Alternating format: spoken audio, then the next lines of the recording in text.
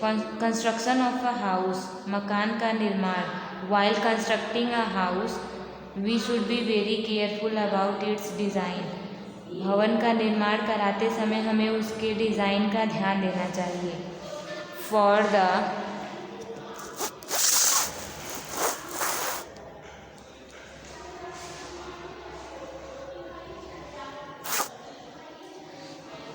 planning of the house we should consult an architect and decide its size and layout। मकान का निर्माण कराने के लिए, उसकी प्लानिंग करने के लिए, उसकी योजना बनाने के लिए सबसे पहले हमें आर्किटेक्ट, वास्तुकार से परामर्श ले लेना चाहिए और हमें यह डिसाइड कर लेना चाहिए, यह तय कर लेना चाहिए कि आपके मकान का साइज़ और लेआउट कैसा रहेगा। आपके मकान का साइज़ और लेआउट, आपका मकान कितना बड़ा रहेगा और उसका लेआउट कैसा रहेगा, वो दिखने में कैसा रहेगा, उसका आउटफिट कैसा रहेगा। We should be very careful in the construction of the walls, floor, drainage system, roof, doors and windows। हमें बहुत ही केयरफुल रहना चाहिए दीवार की कंस्ट्रक्शन में, फ्लोर माने फर्श, ड्रेनेज सिस्टम नाली व्यवस्था, और रूफ फर्श। डोर्स क्या होते हैं? डोर्स होते हैं दरवाजे, और विंडोज़ मतलब खिड़कियाँ। इन सब के निर्माण के लिए हमें बहुत ही केयरफुल रहना चाहिए। वॉल्स दीवारें। The walls of a house should be strong. घर की दीवारें मजबूत होनी चाहिए। They should be build as per the requirement of the place. इन्हें उस स्थान के ज़रूरत के हिसाब से बनाना चाहिए कि किस जगह का क्लाइमेट कैसा है, जलवायु कैसा है, कि उसकी दीवारें मोटी हों, पतली हों, कैसी हों, वो उस स्थान के रिक्वायरमेंट के हिसाब पे डिपेंड करता है।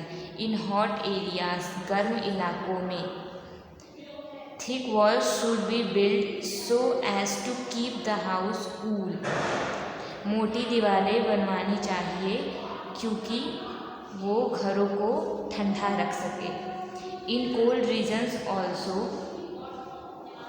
ठंडी इलाकों में भी, houses should have thick walls. मकान का दीवार, या तो कह लें मकानों की दीवारें मोटी रहनी चाहिए। They should be damp proof. वे सीलन रहित होनी चाहिए। They should be well plastered with cement. वे सीमेंट से प्लास्टर्ड होने चाहिए अच्छे से।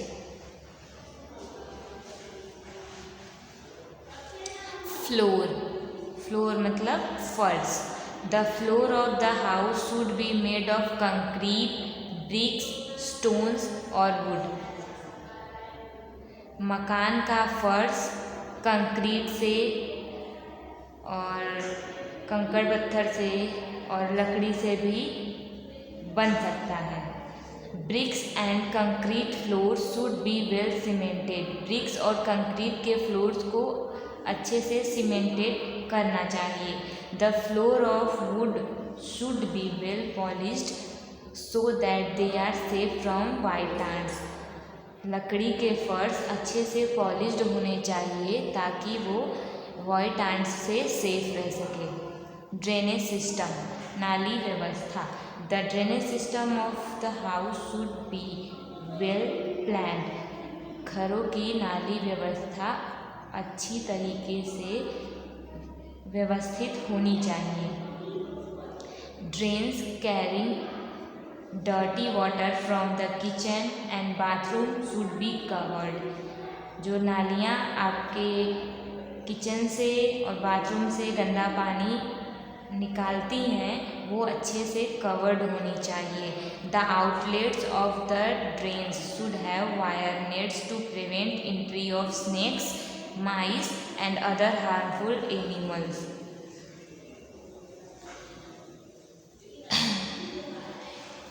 ड्रेन्स के आउटलेट्स खुले हुए भाग, बाहरी खुले हुए भाग नेट से कवर्ड रहने चाहिए और अंदर वाले पार्ट्स भी कवर्ड होने चाहिए मेटल नेट से, वायर नेट से, ताकि कोई भी सांप बिच्छू या तो फिर कोई भी चूहा, कैसा भी जानवर जो आपको नुकसान पहुंचा सके वो आपके घरों में नाली के जरिए ना पहुंच पाए। रूफ। अब हम बात करेंगे रूफ के बारे में, छत के बारे में। The roof of the house should be strong enough to withstand with wind and rain. The roof of the house should be strong. घरों की छत कैसी रहनी चाहिए? मजबूत रहनी चाहिए, ताकि वे हवा और पानी के साथ टिक सके, उनको हवा और पानी कोई नुकसान ना पहुंचा सके। कि बहुत ज़्यादा आंधी आई तो छत उधरा गया, या तो बहुत ज़्यादा पानी बरसा तो खूब सीलन हो रहा है टपक टपक के, ऐसा नहीं होना चाहिए। मजबूत रहना चाहिए, वाटरप्रूफ रहना चाहिए। It should be build as per the climatic condition of the reason.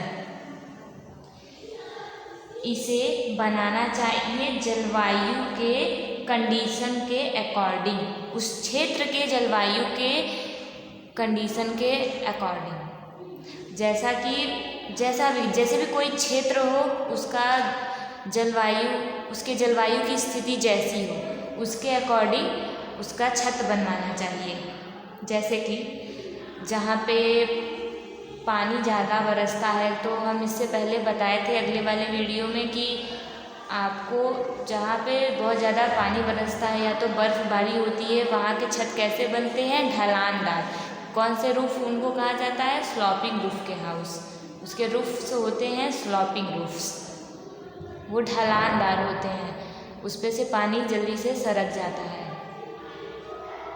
और जहाँ पे गर्मी बहुत ज़्यादा पड़ती है, वहाँ के छत सपाट होनी चाहिए, ताकि रातों में हम वहाँ पे जाकर छत पे अपने सो सकें।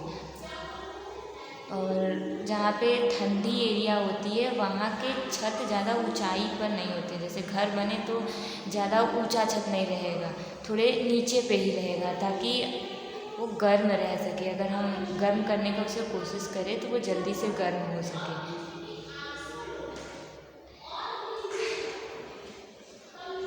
In the regions where it rains heavily, houses should be built with the sloping roofs so that rainwater may drain off smoothly and easily. ऐसे इलाके जहाँ पे बारिश बहुत ज़्यादा होती है, वहाँ पे स्लॉपिंग रूफ्स, ढलानदार छत बनवानी चाहिए, ताकि रेन वाटर, बारिश का पानी जल्दी से सरक जाए आसानी से छत पे से नीचे। In dry regions houses are build with flat roofs. सूखे इलाकों में मकानों के छत बनने चाहिए कैसे? फ्लैट छत बनने चाहिए, फ्लैट सपाट छत बनने चाहिए। This roofs are also used for sleeping during hot nights in the summer seasons. ये छत हम ऐसे छतों का हम उपयोग कर सकते हैं जब गर्मी में रात हो तो हम उस पर सो सकते हैं। अगर फ्लैट छत है तो हम सो सकते हैं, सपाट छत है तो हम गर्मी जब लगेगा रात में बहुत ज़्यादा तो हम छत पे जाकर सो सकते हैं। In cold regions, roofs are generally lower than normal. ठंडी इलाकों में roofs are generally lower. छत सामान्यतः से थोड़ा नीचे रहते हैं। This is done to keep the house warm. ऐसा क्यों किया जाता है? ऐसा किया जाता है कि ताकि हम उस घर को गर्म रख सकें। डोर्स एंड विंडोज, दरवाजे और खिड़कियाँ।